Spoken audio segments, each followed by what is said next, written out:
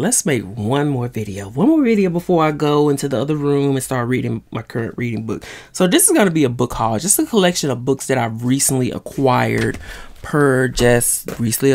who knows.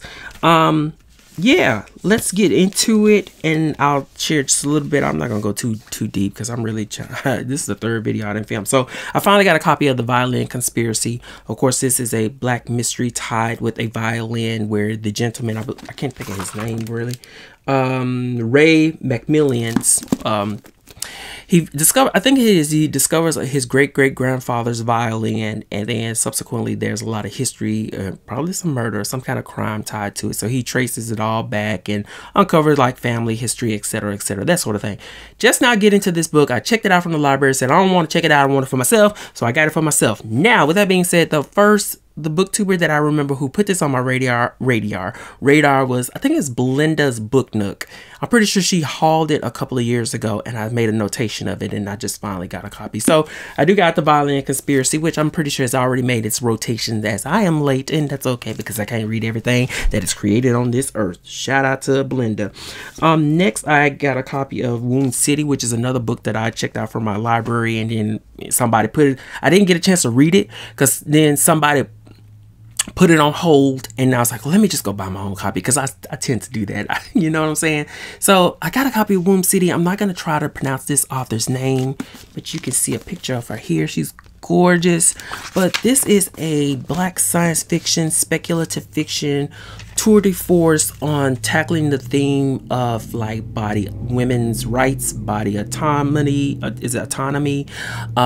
you know, I think there's this subject, unfortunately the triggering subject of SA involved, the use of women's bodies. And I think one of the things, if I'm trying to like recall the actual synopsis, is there's this wealthy lady who's been in a bit of a contentious relationship with her partner, but in this particular science fiction world, presumably Earth, you know, women can have children outside of the bodies, but she gets into a situation in which she causes the death of a fairly prominent figure. She tries to hide the crime, and then she's being subsequently haunted by some force. I don't know if it's her subconscious or whatnot, but she's being haunted. And like I said, all those previous mentioned themes are tied into this book. And I was just like, the minute I saw it, I was just like, I gotta read it. And of course, somebody put it on hold before I actually got to it. Kind of reminds me of that game Death Stranding. Onyx Pages, I think, recently spoke about this book, so I'll put a link or mention at Onyx Pages channel down below, so you can get the full in-depth whatever that's offered there, because I haven't read the book. I just know that I want to read it, right? So next I got Wild Embers by Anita Richmond Bunkley. Oh my god, yo, do y'all not know I've been wanting to, this is one of the books that's just been on, this book has been on my eBay cart, my Amazon cart, my Thrift Books cart. It's been all in types of carts ever since I discovered this author with Black Gold, book somewhere over there, back in 2019. I freaking love that book, Black Gold. I did follow up with a couple of years ago reading The Starlight Passage by the author, which I wasn't that impressed with, but I finally got a copy of Wild Embers. And this takes place during 1943, and it has to do with this woman who is a nurse who falls in love with a black fighter pilot in the training in Tuskegee, Alabama. So black nurses are not to be employed there. Janelle makes the long journey from Ohio to the still rigidly segregated South, and discovers both the promise and the peril of being at the crest of change that is gaining momentum in the nation. Oh my god, oh my god. Do y'all not understand? I know I'm giving y'all a lot, but I love that book, Black Gold, by this author, that I just was like, I know Wild Embers is going to give it to me. Does she have an author picture? She don't. But anyway, yes, Anita Richmond Bunkley is on my list. I'm so excited to get into another one of her books. And I hope this is as good as Black Gold, because Black Gold was just, that was the book. That was the business. All right, the next book I got is Arls, I'm So Country by Phillip B. Williams. Ooh, this is another book that I seen at the library, and I was like, I'm not gonna wait until somebody actually snatches it. The copy I checked out I'm going to buy my own. And I had a coupon from Books A Million for $5. So I said, I'm going to buy my own. When I saw this at the library on the new release shelf, my eyes just was like, it just zeroed in. Like this cover is just enchanting. It bewitch you, it'll transfix you. And I thought this was like, I thought this was Little Nas X actually, when I seen it on the new release section. But yeah, this book is a big chunker. I knew that I needed my own copy so I can take my time with it. But it has to do, if I can get this right, it takes place like in 1839, somewhere within the America's black years of slavery. We'll leave that at that. But it has to do with this woman who is what they would term a conjurer. And of course, when you think about that, you think about like hoodoo, sort of spell crafting, spirituality, but she uses whatever abilities that is available to her per being a conjurer to deconstruct certain plantations in Arkansas. And what she does is she takes the slaves, sort of like the Pied Piper, but not, she takes the slaves to a small community that she's building within called ours. It's a small village community. So she's transporting them there somehow. And that's where they can be liberated from slavery, liberated from the chains of working at these plantations. You know, that we don't need to go too far into all that because we kind of know that now, even though nowadays they're trying to erase that. It's not going to happen.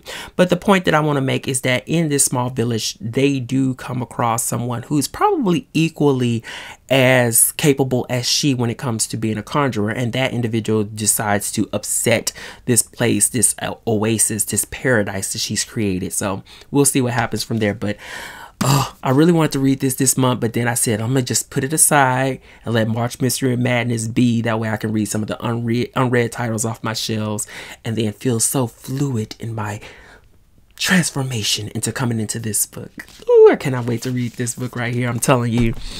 So the next few books is, I'm just going to make this kind of quick. I got one from Second and Charles and one from my public library's used books store. I just wanted last Saturday. I ain't been there in a while, so I said, let me just stop in there. So I did get a biography of Ralph Ellison. As you can see here, I did get this copy here. I was like, when I saw this, I was like, oh, this is a good opportunity to really dig into this author, you know what I'm saying, and his influence. So no need to go too far into it, but I did get this biography of this particular author, Ralph Ellison, and we'll see what that gives. Of course, I'm always looking for inspiration when it comes to those autobiographies. Then I got a copy of L.E. Modesitt's Shadowsinger, which is the 5th and final book in his Spell Song Cycle series. Which is high fantasy.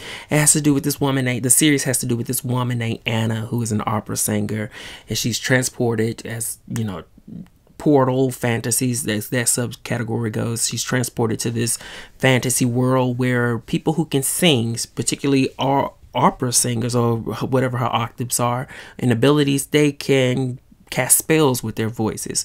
I read the first book, the spell song, what's it called, The Soprano Sorceress, last September, and while I was not thoroughly impressed, it took me years to read that book. That as I finally got to read that book, I had already collected the second, third, and fourth book, and then I just seen the 5th book, and I was just like, well, hell, we're here. We're here at this point, so we'll see. Of course, I'm always juiced and ready to give things tries, multiple tries. And then the last book is a book that I got from Second and Charles, which is Mickey Splane's The Mike Hammer collection. Contains the first 3 books. My main purpose of buying this was for the Jury, because it is a part of the top 100 mystery novels of all time list. But the point is that I can't find that book anywhere in my library, and I was just like, let's just take advantage of this, and if I like The Jury, I'll be able to read the following 2 books. It'll be my introduction to Mickey Spillane, as well as his Mike Hammer character, a private investigator. So that is it. Those are the books that I'm hauling, and whenever I get time to read them, that's kind of the key question at this point. But who cares at this point, right? I don't nobody matter. It doesn't matter. So that's it, guys. Oh yeah, and take care.